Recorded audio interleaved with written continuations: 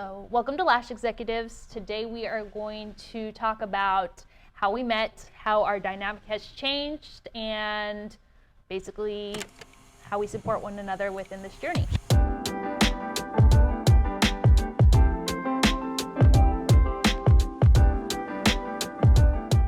I'm Ryan, Mr. Beautiful. My name is Katie Allen, and I am the owner of Beyoutiful Wandz. So basically we met, how many years ago? 6 years. 6 years ago.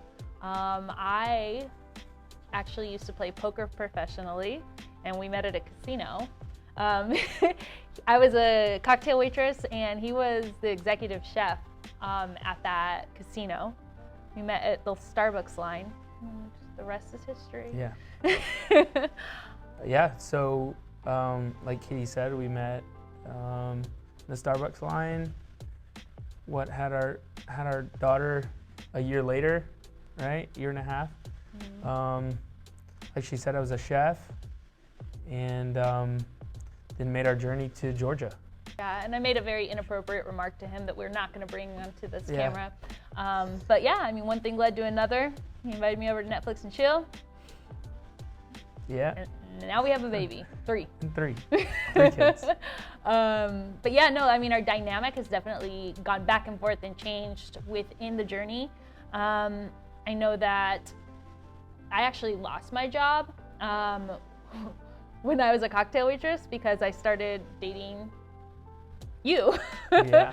And so that was kind of hard for me because I had always been in control of like my destiny and working, and you know, I'd never been fired before. And so being fired for the first time was definitely like weird for me.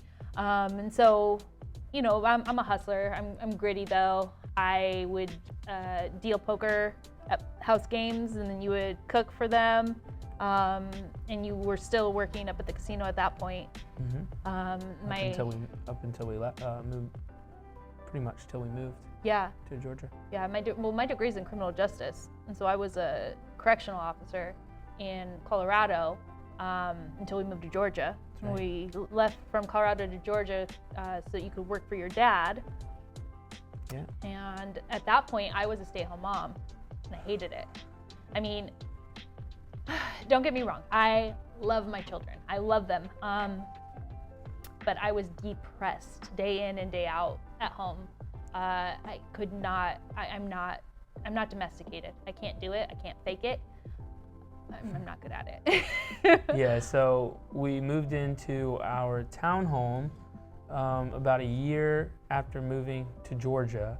And that's when kind of Beyoutiful Wandz got started, is when you kind of struggled you were in between having a baby and finding a job that was suitable. Yeah. And that was really rough for us. I mean, that was the first time that we were very, very rocky. We had just been married for 2 years maybe? Yeah. And we moved out here, and I mean, we were on the brinks of divorce. Like we were seeing a counselor, and I remember her talking about me needing to find a job because I was putting lots of different applications in for within the criminal justice system, because that's what my degree is, and I wanted to get something more than just like a waitressing job. Yeah. And I remember putting application after application after application, and being 5 months pregnant and having somebody take me seriously was like harder than it sounds. And I think the restaurant you were working at let you go because of it. No. Some weird stuff. Yeah, so, and that's kind of crazy that you even bring that up. So eventually, I couldn't find a job, so the deadline came and I got a job as a waitress at, we'll say, a restaurant that I'm not going to say.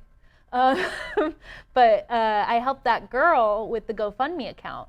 Yeah. And I had mentioned their name online, and they let me go that next week. That's what kind of... Yeah, you did a local television station, interviewed Katie because she started a GoFundMe page. And that's who we are. I don't know. I didn't see anything wrong with it. And then I guess because you mentioned their name, I forgot about that whole story. Yeah. So, and then... Remember that whole time, which is kind of like a blessing, because then you started lashing. Well, no, I'd actually tried to get my certification before that. And it was funny because when we had like the newscast people come to the house, I had like all my logo stuff like sitting out and around. It doesn't work that way. Like they cut, you can't see. And they cut I wanted stuff them out, to But that's how you think. Like that's literally how you think. The way you perceive and think things, and like take things to the next level and push the boundary. Like you are the person who pushed the boundary, and like I'm the person that like is very, like straight line and to the point. Like you were like, how far can I push this till it either breaks or like we break through, and like that everything. That's how Beyoutiful Wandz was created. Like you did Wandz, you were selling on Etsy, you were selling on Facebook. I'm like, what the hell are you doing? This is stupid. Like, and I remember this is not gonna work. Like you always it's told this me, little plastic spoolie. Like you're poking it with this old ice pick my grandfather had, like growing up. I mean, you still to this day though, I have an idea and you're like, and then it works. Okay, well, can't say it now, Yeah. No, I mean, and I don't know. I think it's kind of crazy how it went from me being a stay-at-home mom and you working, 40, 50, 60 hours a week just to make to make minimum wage. Yeah. Well, I mean, it wasn't minimum wage, but we were definitely living paycheck to paycheck. Yeah, we also made I made some decisions financially that weren't smart either. So you live and you learn. Buying cars and stuff isn't. We had this truck that we were spending like, how much was it? It was like $800 a month for this truck. Yeah. And Ryan decides to get this truck before we moved to Colorado, or moved from Colorado. And at that point we both had jobs, and anyway, not the best. So decision.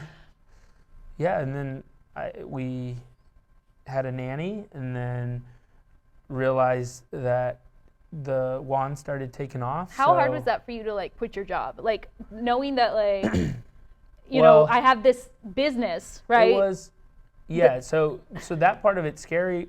It's also not scary when you have the backing of your father. Like you can always go back. He says you can't, but he didn't really mean it because he's begged me to come back since. So I know I'm a hard worker. I think that's what drew me to you, is how hard we work.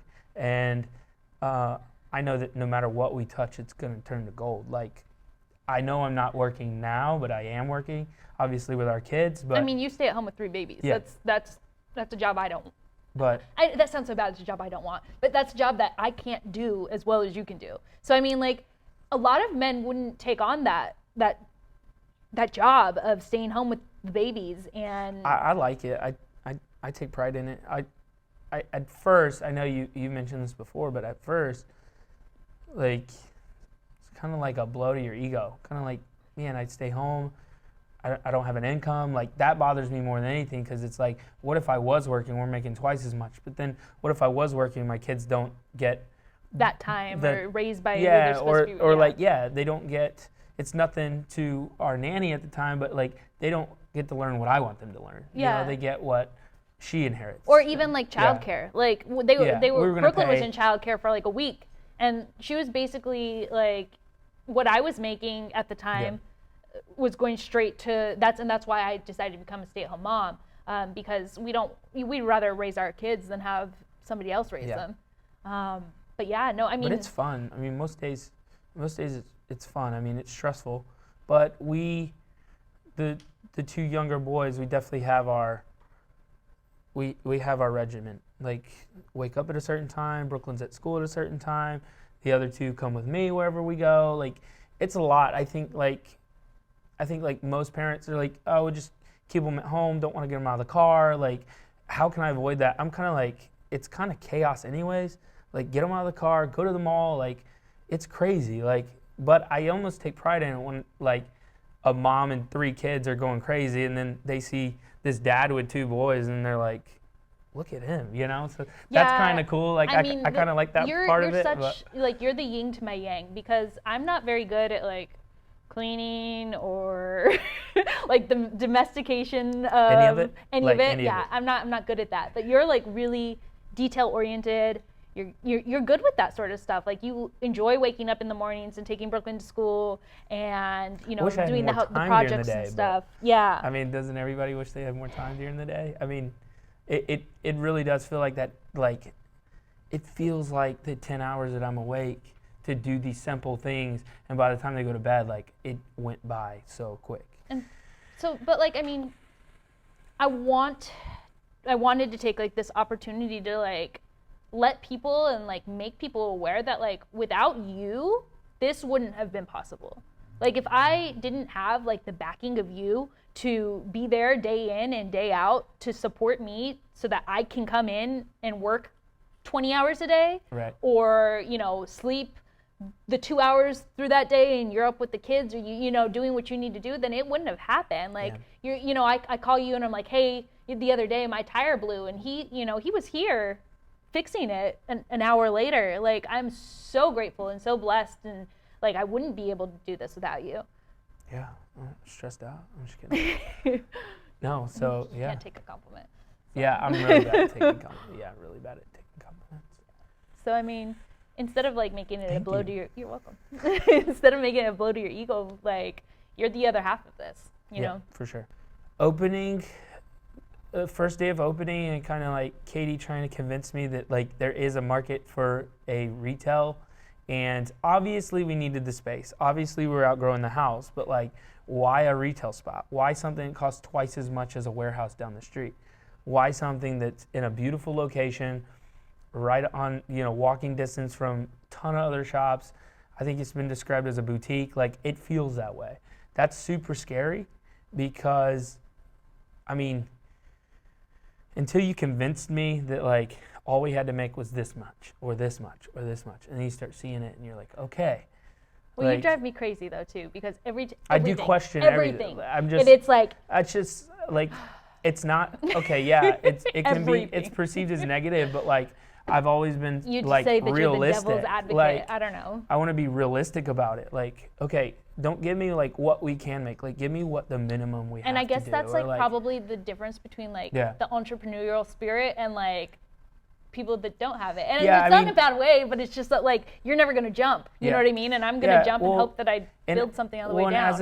As a chef in like a big hotel industry, it was a safety net to be in a hotel because there's so many outlets, there's so many different restaurants I can cook from, and it's not your freestanding restaurant where like next Thursday you could close down and never open again.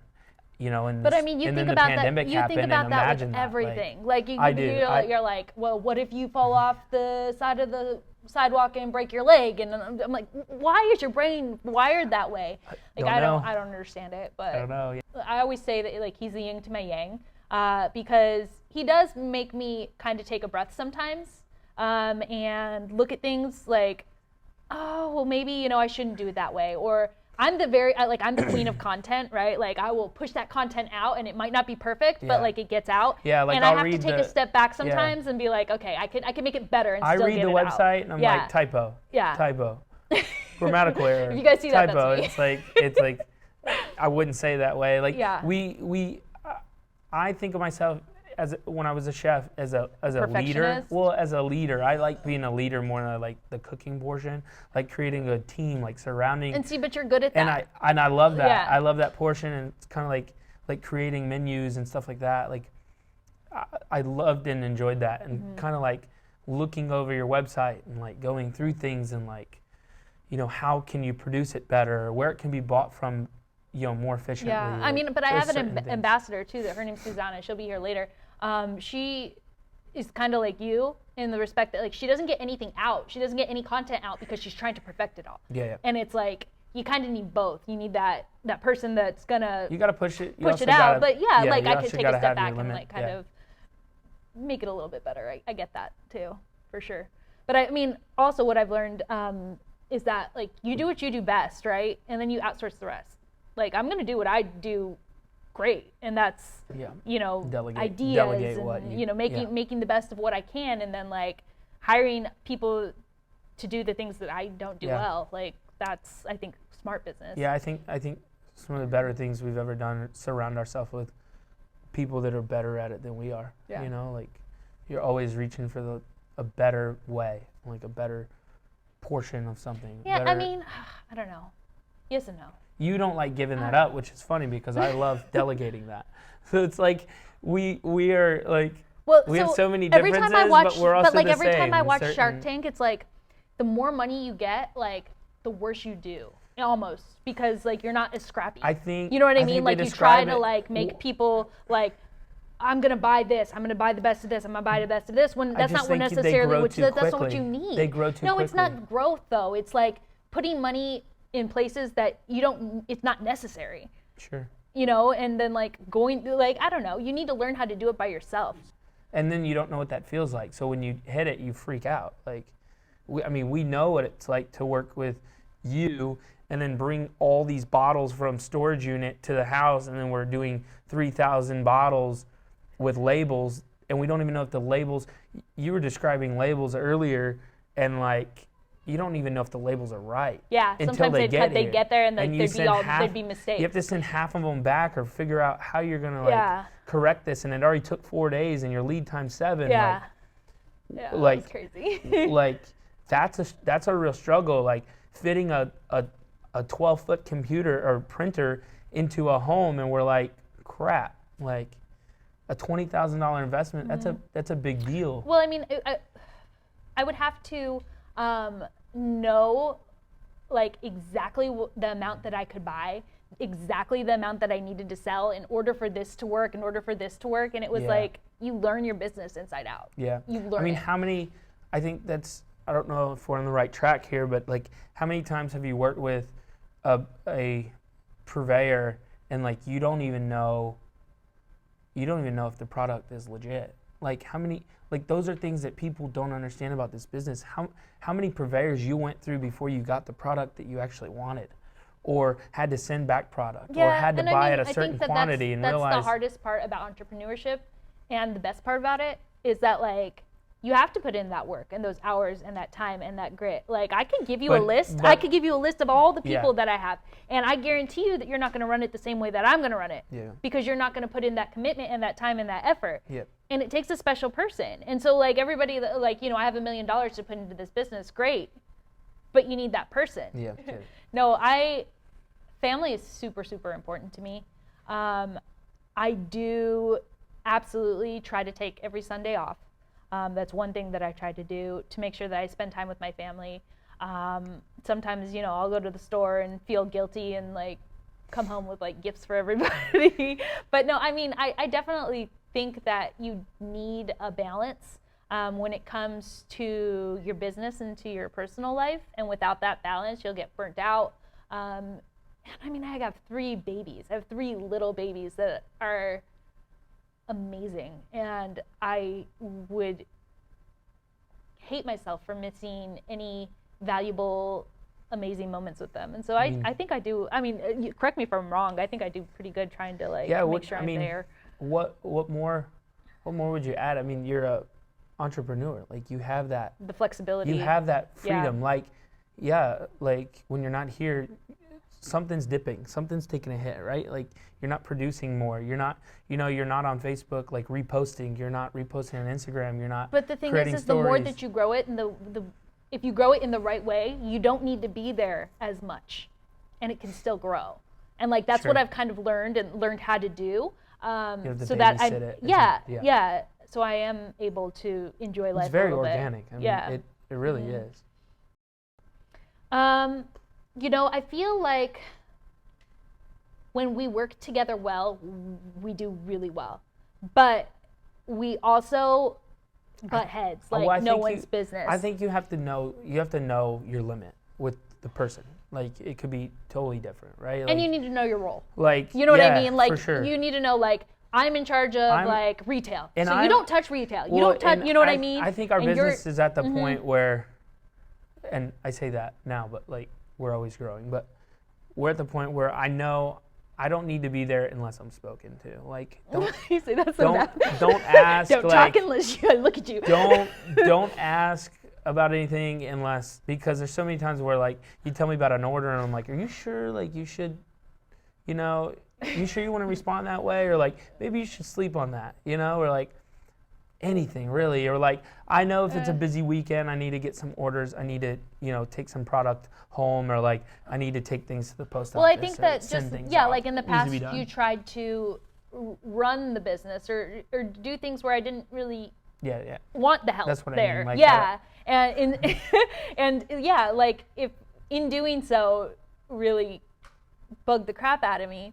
But like, yeah, so like kind of like doing what you do in the business and doing what I do in the business and knowing the difference between the two and like staying in our own lanes. Yeah. Yeah, for I mean, sure. how much trash needs to be taken out? Yeah. Right? Like, One thing that we've always like agreed upon is that we're so different, but our work ethic is very similar. yeah, it's very much the same. And so finding somebody that you have like a similar work ethic with, I think that's important, and not just like jumping in because, oh, we both want to run a business. Like if you had two of me trying to run one business, that would not be good. And if you had two of him trying to run one business, that would probably not be good either. So just seeing Have if a you lot of work good ideas though. well. Yeah, good idea, Fairy. Good ideas. That's what I call him. That's the other side to Mr. Beautiful. It's Yeah. Good idea. Fairy. Just knowing that you work well together. I think that's very important. I hope to see Beyoutiful Wandz as one of the biggest eyelash brands in the industry. I want to franchise it. I want it to grow to be a salon in as Salons, many states, boutiques, retail stores. Multiple production I want sites. When you talk about eyelash extensions, I want Beyoutiful Wandz to be one of the top companies. Thanks for watching The Lash Executives, where you learn entrepreneurial tips and tricks in the lash industry. Make sure that you subscribe and click the bell below.